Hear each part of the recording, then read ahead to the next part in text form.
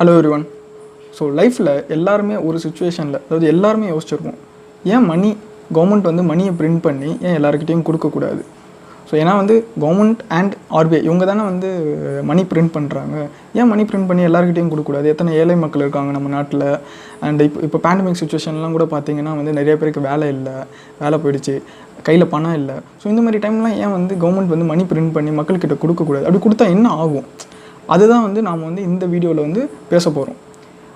Government எதை பார்த்து பயப்படுறாங்கன்னா inflation. So மணி print பண்ணால் நாட்டில் வந்து இன்ஃப்ளேஷன் அதிகமாகிடும்.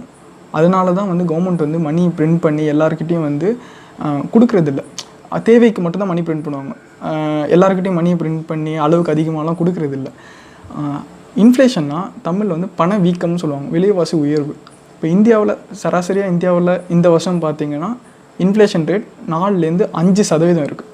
4-5% இருக்குது. இதை வந்து நம்ம வந்து எப்படி பார்க்கலான்னா, இப்போ உங்கள்கிட்ட ஒரு 100 ரூபா இருக்குதுன்னு வச்சுப்போம். இந்த வருஷம் 100 ரூபா இருக்குது. இந்த வருஷம் 100 ரூபாவில் வந்து 1 ரூபா சாக்லேட் உங்களால் 100 வாங்க முடியும். ஓகேவா?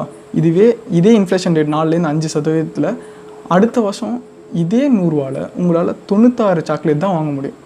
அதுக்கடுத்த வருஷம் இதே அந்த 100 ரூபாவில் உங்களால் 92 சாக்லேட் தான் வாங்க முடியும். அதாவது 100 ரூபா அப்படியே தான் இருக்குது. ஆனால் வாங்கும் திறன், அதாவது இப்போ நம்ம கரன்சி என்னது, ருப்பி. இந்த ருப்பியோட வாங்கும் திறன் குறைஞ்சிக்கிட்டே இருக்கும். இதுதான் இன்ஃப்ளேஷன் ரேட்னு சொல்லுவாங்க. இன்ஃப்ளேஷன் அதிகமாச்சுன்னா ஒரு நாட்டோட கரன்சியோட வாங்கும் திறன் குறைஞ்சிக்கிட்டே இருக்கும். அதனால தான் வந்து கவர்மெண்ட் வந்து மணி பிரிண்ட் பண்ணி எல்லாருக்கிட்டையும் கொடுக்க மாட்டாங்க.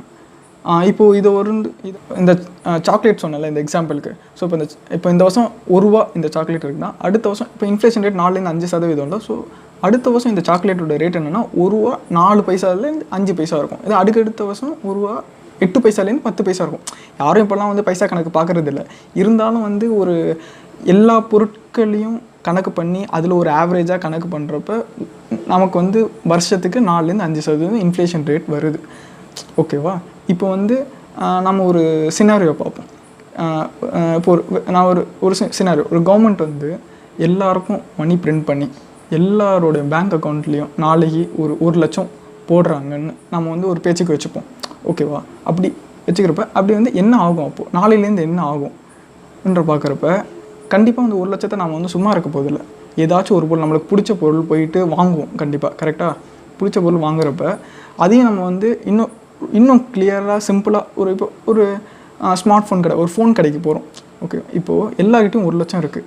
இப்போது அந்த கடையில் வந்து ஆப்பிள் ஐஃபோன் 50,000 ரூபா இல்லை ஒரு ஆப்பிள் ஐஃபோன் இருக்குது. ஓகேவா? இப்போ பார்த்தீங்கன்னா எல்லாருக்கிட்டையும் 1 லட்சம் இருக்குது. இப்போ அந்த கடைக்கு முன்னாடி எவ்வளோ க்யூ நிற்கும் அந்த 1 லட்சத்தை வச்சுக்கிட்டு. ஆனால் ஃபோனோட விலை 50,000 ரூபா. அதுவும் அந்த க்யூ என்னமோ வந்து லட்சக்கணக்கில் இருக்கும்.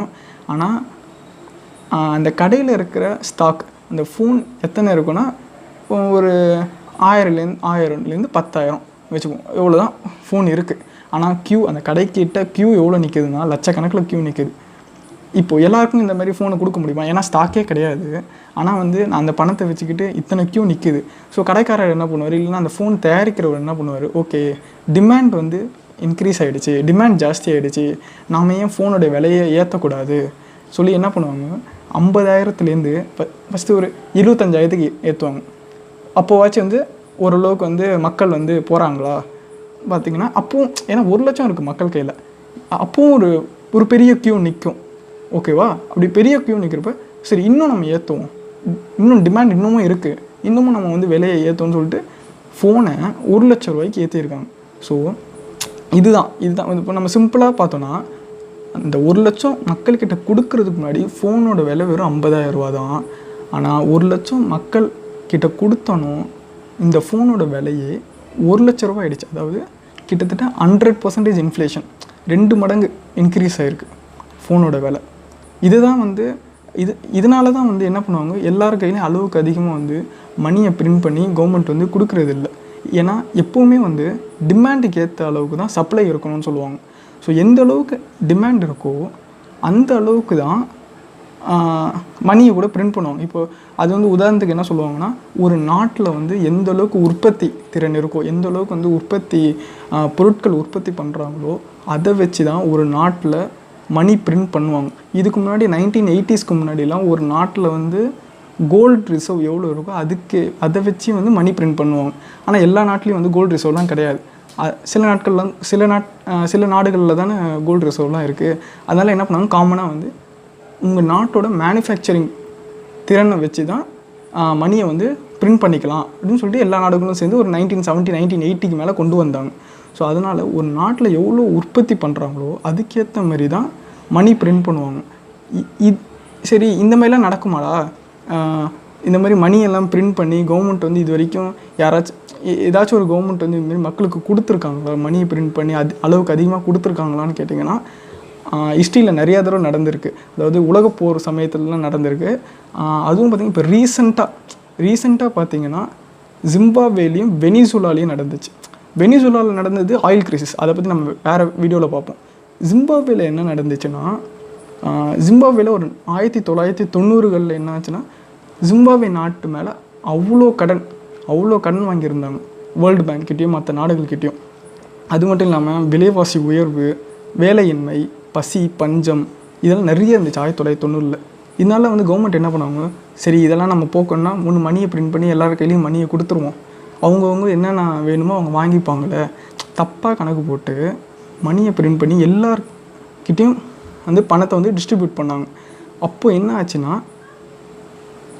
எல்லார் கையிலையும் இப்போ பணம் வந்துருச்சுல. அதாவது ஒருத்தர் கடைக்கு போய் ஒரு பன்னு இல்லை டீ வாங்கணுன்னா கூட ஒரு மூட்டை ஃபுல்லாக, ஒரு பேக் ஃபுல்லாக இல்லை ஒரு சூட்கேஸ் ஃபுல்லாக பணத்தை கொண்டு போய் தான் அவங்க வந்து அந்த பன்னையோ டீயையோ வாங்க முடியும். ஓகேவா? ஸோ என்ன ஆச்சு, அந்த இடத்துல ஜிம்பாப்வே டாலரோட மதிப்பு பயங்கரமாக குறைஞ்சிருது. அதோட வாங்கும் திறன் குறைஞ்சி மக்களால் அந்த பணத்தோட மதிப்பே போயிடுச்சு. அந்த பணத்தை வச்சு ஒன்றுமே பண்ண முடியாது. அந்த அளவுக்கு வந்து இன்ஃப்ளேஷன் இன்க்ரீஸ் ஆகி பணத்தோட மதிப்பு குறைஞ்சி கடைசியில் என்ன பண்ணாங்கன்னா, ஜிம்பாப்வே நாட்டோட ஜிம்பாப்வியன் டாலரையே பேன் பண்ணிட்டாங்க. இப்போ அவங்க யூஸ் பண்ணுறது எல்லாமே வந்து அமெரிக்கன் டாலர்ஸ் தான் நாட்டில் யூஸ் பண்ணுறது. ஜிம்பாப்வே டாலரு சுத்தமாக மதிப்பு போயிடுச்சு. ஸோ இப்போ ஜிம்பாப்வேல நடந்தது பார்த்திங்கன்னா ஹைப்பர் இன்ஃப்ளேஷன் சொல்லுவாங்க. அதாவது இன்ஃப்ளேஷன் ரேட் 1,00,000 மடங்கை விட அதிகமாகிடுச்சு. அதாவது நம்ம நாட்டில் இப்போ 4லேருந்து 5% தான். ஆனால் ஜிம்பாப்வேல 1,00,000 மடங்கை விட அதிகம், 1,00,000% மேலே அதிகம். அது வந்து ஹைப்பர் இன்ஃப்ளேஷன் சொல்லுவாங்க. இதேமாதிரி இதுக்கு ஆப்போசிட்டாக என்ன நடக்கும்னா, ஒரு நாட்டில் பொருட்கள் அதிகமாகும், அதாவது பொருட்கள் உற்பத்தி அதிகமாக இருக்கும், ஆனால் பணப்புழக்கம் கம்மியாக இருக்கும். இதை வந்து டீஃப்ளேஷன் சொல்லுவாங்க. இதையும் வந்து கவர்மெண்ட் வந்து அலோவ் பண்ண மாட்டாங்க. அதாவது எப்போவுமே டிமாண்ட் அண்ட் சப்ளை எப்போவுமே கரெக்டாக இருக்கிற மாதிரி, எப்போவுமே டீஃப்ளேஷன் இருந்துச்சுன்னா என்ன பண்ணுவாங்க, பணத்தை பிரிண்ட் பண்ணுவாங்க, அதிகமாக பிரிண்ட் பண்ணுவாங்க. இது இன்ஃப்ளேஷன் அதிகமாக இருந்துச்சுன்னா என்ன பண்ணுவாங்க, பணம் பிரிண்ட் பண்ணுறதை கம்மி பண்ணிடுவாங்க. ஸோ எப்போவுமே டிமாண்ட் அண்ட் சப்ளை அதுக்கு ஏற்ற மாதிரி, அதாவது ஒரு நாட்டில் கூட்ஸ் அண்ட் சர்வீசஸ் எந்த அளவுக்கு ப்ரொடியூஸ் பண்ணுறாங்களோ அதுக்கேற்ற மாதிரி தான் கவர்மெண்ட் வந்து எந்த நாடு கவர்மெண்ட்டாக இருந்தாலும் மணியை வந்து பிரிண்ட் பண்ணும். ஸோ இதோட அடுத்த வீடியோவில் பார்ப்போம். பாய்.